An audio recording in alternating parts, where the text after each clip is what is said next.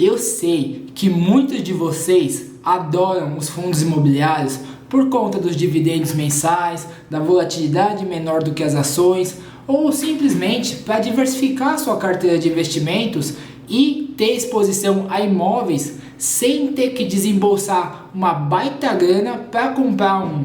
Então, no vídeo de hoje, eu vou te mostrar quanto rende investir em fundos imobiliários considerando valores de abril de 2020, no meio dessa crise mundial que a gente está vivendo. Fala aí pessoal, tudo bem com vocês? Eu sou Gustavo Teixeira, investidor e criador aqui do Olá Dinheiro, e nesse vídeo eu vou te mostrar na prática, com uma carteira simulada, quanto rende você investir em fundos imobiliários em 2020. E se você tem interesse nesse tipo de conteúdo, clica aqui embaixo, se inscreve no canal e já ativa o sininho para você ser notificado toda vez que eu soltar um vídeo novo aqui no canal, o que tem sido todos os dias. E também já vou te pedir para você chegar dando like aqui embaixo, porque esse vídeo deu um baita trabalho para fazer e assim você me ajuda a divulgar esse vídeo para o maior número de pessoas possível. Bom, antes da gente ir para a tela do meu computador e começar a falar dos números, eu acho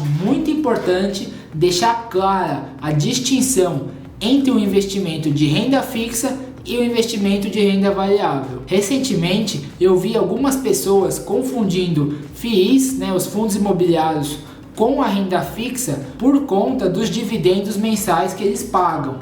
Mas você precisa ter muito claro na sua cabeça que fundos imobiliários são um investimento de renda variável. Falando sobre dividendos mensais, eu vou deixar aqui em cima e na descrição o link para um vídeo onde eu mostro quais são as 3 empresas da nossa bolsa de valores que também pagam dividendos mensais, assim como os fundos imobiliários. E uma coisa que eu acho muito importante deixar claro é que o ponto principal da renda fixa é que você já sabe quanto você vai receber antes de você fazer o investimento, ou pelo menos você já sabe quais são as condições desse investimento. Isso porque todo investimento de renda fixa, na verdade, ele é basicamente um empréstimo. Então, quando você compra um CDB, por exemplo, você está emprestando o seu dinheiro para o banco. Da mesma forma que quando você compra um título público lá do Tesouro Direto, você está emprestando o seu dinheiro para o governo e você vai receber juros por esses empréstimos. Já os fundos imobiliários,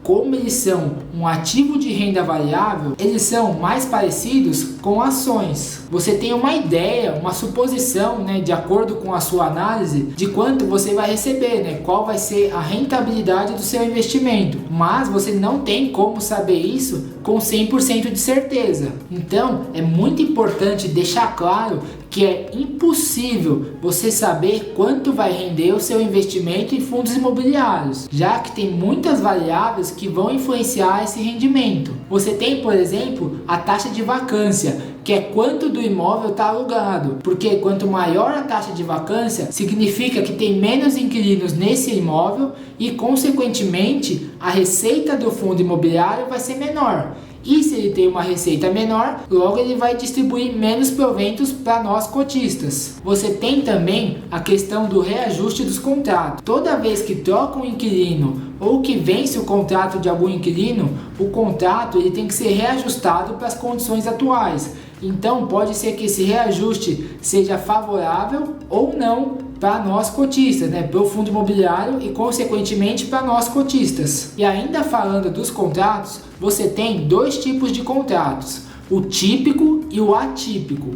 O contrato típico é aquele contrato que nós, pessoas físicas normais, fazemos quando a gente vai alugar um imóvel para a gente morar, ou alugar um imóvel nosso para alguém como forma de receber renda, onde geralmente, se você sair antes do vencimento do contrato, você vai ter que pagar uma multa de uns 3 aluguéis aí, mais ou menos. E por outro lado, você tem os contratos atípicos, que são mais presentes nos FIIs de logística.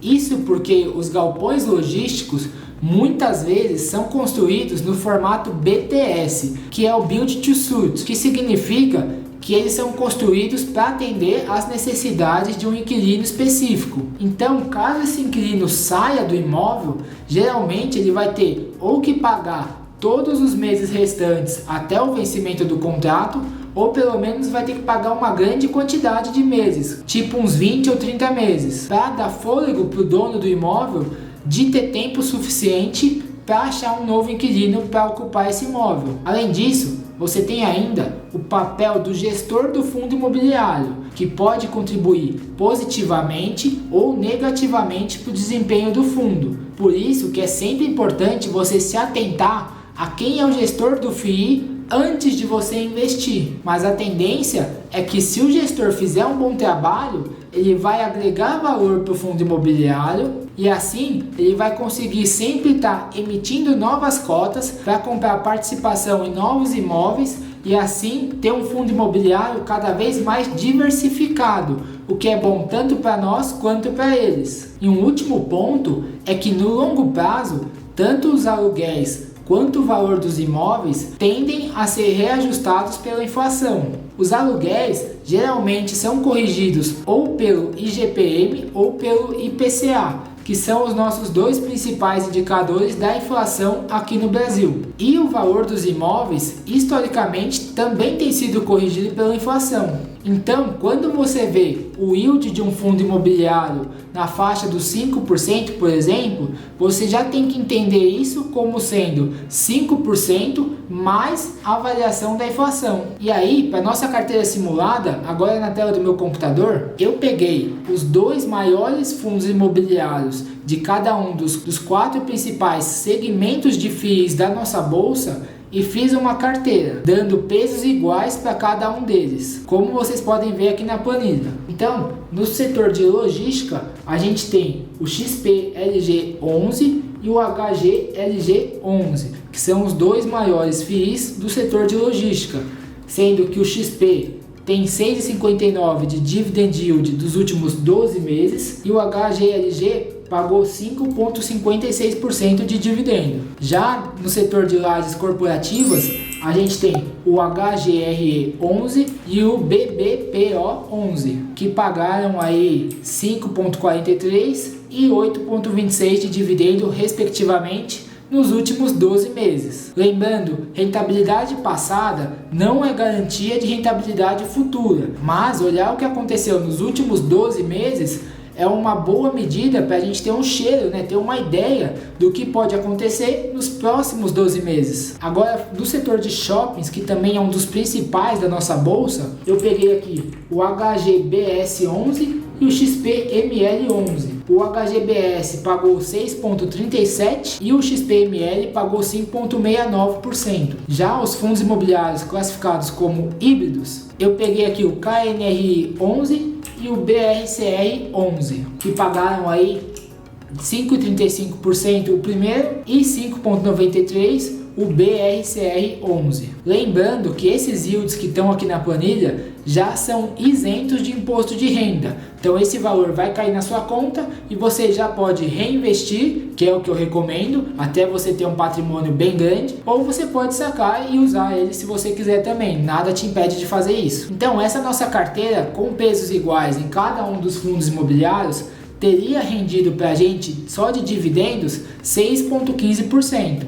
E aqui embaixo na planilha, a gente pode ver que se a gente tivesse investido R$1.000 nessa carteira 12 meses atrás, a gente teria recebido R$ 61,48 de dividendo, o que, se a gente dividir por mês, daria ali R$ 5,12. Se a gente tivesse investido R$10.000 um ano atrás, a gente teria ganho no ano R$ 614, que daria um pouco mais de R$ 51 por mês. Já se a gente tivesse investido R$100.000 nessa carteira, a gente teria recebido no ano R$ 6.147, o que dá um pouco mais de R$ 512 por mês, que já é uma bela de uma renda passiva. E aqui, um ponto importante é o fato de que, por mais que no longo prazo as cotações e os yields tendem a ser corrigidos pela inflação, no curto prazo é normal que as cotas dos fundos imobiliários, ou seja, o preço pelo qual eles são negociados, acompanhem as variações na nossa taxa de juros, na Selic. Ou seja, quando as taxas de juros sobem,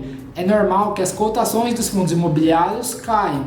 E quando a taxa de juros caia, como é o nosso caso agora, é normal que as cotações dos fundos imobiliários subam.